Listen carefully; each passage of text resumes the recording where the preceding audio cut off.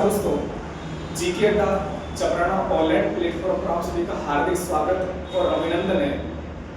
प्यारे साथियों, आज हम लोग मेवाड़ स्कूल की दो शैलियों की चर्चा करेंगे। और मेरे भाई, यदि मैं सबसे पहले चर्चा करूं चावंड शैली, थोड़ा ध्यान से समझना मेरे भैया। जो चावंड शैली है, मैंने आपसे कहा कि महाराणा प्रताप ने लोना चावंडिया को पराजित करके मेरे भैया 1585 ईस्वी में, बच्चा 1585 ईस्वी में इस चावंड को अपनी राजधानी बनाया और चावंड में एक नई शैली का जन्म दिया मेरे भैया। उस शैली का नाम भी क्या रखा जाता है लाडले? वो चावंडी शैली नाम रखा जाता है। ठीक है, अब देखो सीधा सीधा सवाल पूछेगा कि चावंडी शैली का आप लोगों से प्रारंभ करता पूछे, बच्चा ध्यान से समझना, चावंडी शैली का आप लोगों से प्रारंभ करता पूछे तो याद रखोगे महाराणा प्रताप। क्लियर? लेकिन यदि मैं आपसे कहूं मेरे भैया, इस महाराणा प्रताप के काल में इस शैली का विकास नहीं हो पाया था। इस शैली को केवल वो जन्म दे गए थे। तो मेरे भाई, इनके पुत्र हुए थे, उनका नाम है अमर सिंह। उस अमर सिंह के काल में इस शैली का सबसे ज्यादा विकास हुआ था। और यही रीजन मेरे भैया, इस शैली का जो गोल्डन एज कहते हैं, इस शैली का जो स्वर्ण काल कहा जाता है, वो अमर सिंह का काल कहलाता है। मैं आपको बता दूं, इस अमर सिंह के काल में नसरुद्दीन जो चित्रकार था इस शैली का, नसरुद्दीन ने एक चित्र बनाया था मेरे भैया, वो रागमाला है, फेमस चित्र है। ठीक है ना? कोटा जाओगे तो कोटा में भी रागमाला मिलेगा भैया। चावंड में हम लोग रागमाला पढ़ रहे हैं। मेवाड़ जाओगे तो मेवाड़ में भी रागमाला मिलेगा, मारवाड़ में भी आपको रागमाला मिलेगा। तो रागमाला हमारे चार शैलियों के चित्र मेरे भाई। हम लोग यहाँ चावंड शैली पढ़ रहे, तो याद रखोगे चावंड शैली का जो रागमाला चित्र है, इसको नसीरुद्दीन नाम के चित्रकार ने बनाया था। और मैं आपको ये भी बता दूं कि जो रागमाला जो चित्र है मेरे भैया, कि मेवाड़ स्कूल की जो चारों शैली जो हम लोगों ने पढ़ी हैं, उन चारों स्कूलों की चारों शैलियों का सबसे बड़ा चित्र है।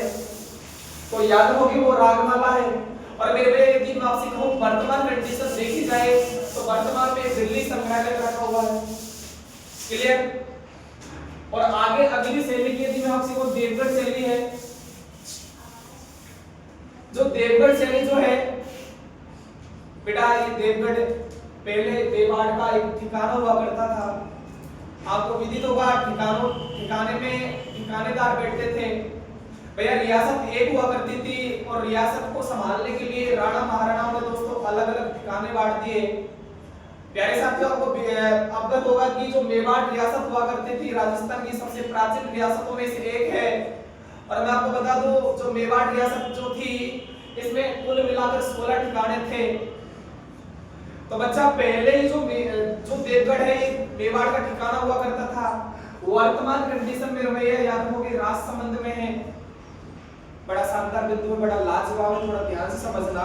यदि मैं आपसे कहूं जो सामंत हुआ करते थे, जो ठिकाने हुआ करते थे मेरे भैया, यहाँ का जो ठिकाना जो 16वें नंबर का था। जो देवगढ़ जो ठिकाना बेटा, ये 16वें नंबर का था।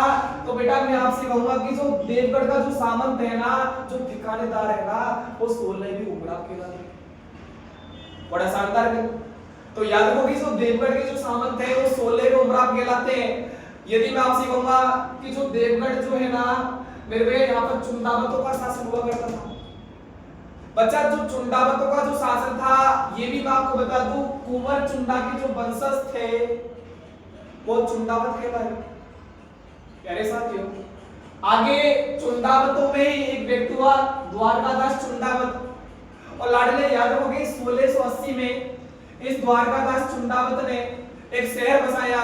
और बच्चा याद रखोगे देवगढ़ शहर उसका नाम रखा जाता है।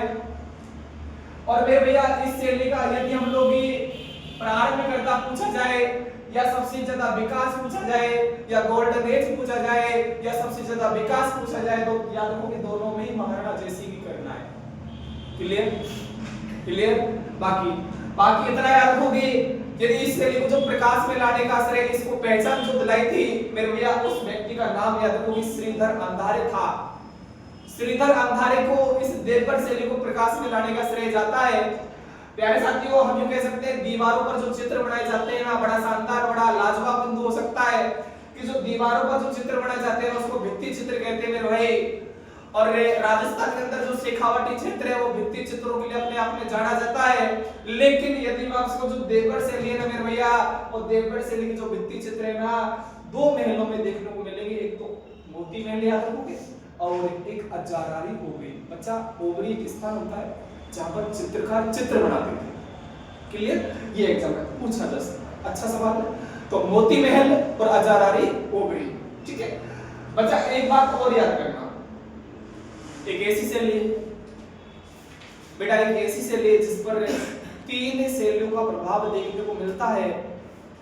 और बच्चा, जहां तीन शैलियों का प्रभाव देखने को मिलता है उसे हम लोग मिश्रित शैली कह सकते हैं, उसको कॉकटेल शैली कह सकते हैं। बड़ा शानदार बिंदु दोस्तों, राजस्थान की कॉकटेल शैली पूछे तो याद रखोगे देवगढ़ शैली कहते हैं।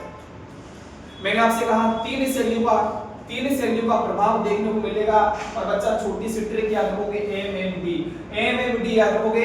और एम से मेवाड़ बनेगा, और एम से मारवाड़ बनेगा, और बी से ढूढ़ा बनेगा। भैया, जब हमने कॉकटेल पढ़ा दोस्तों, एक फिर जुगलबंदी बनेगा कि राजस्थान में कॉकटेल के नाम से शैली पूछा जाए तो देवगढ़ याद रखोगे। कॉकटेल बोली पूछा जाए मेरे भाई तो याद रखोगे खेराडी को कहते हैं, और खेराडी पर एमडीएच मसाले याद रखोगे, इनका प्रभाव देखने को मिलता है। दोस्तों, यदि आप लोग इस जीके अड्डा पर पहली बार जुड़े हो तो इसको लाइक और सब्सक्राइब करना ना भूलें। जय हिंद, जय भारत।